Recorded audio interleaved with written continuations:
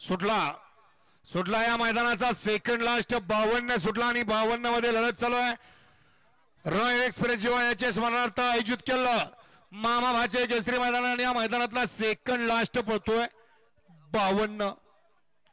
काय झालं एक बातच लढत दोघं बाद दोन बाद तिकडं दोघात लढत चालू. अलीकडे काळ्या वायदूळ पळते आणि पलीकडे सुंदर अशी गाडी पळते अतिशय सुंदर.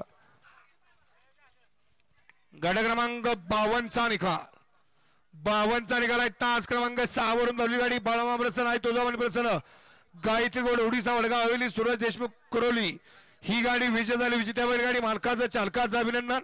बैलगाडी मालक नाव सांगून जावा. 16 शेवटचा 53 सोडायचा आहे.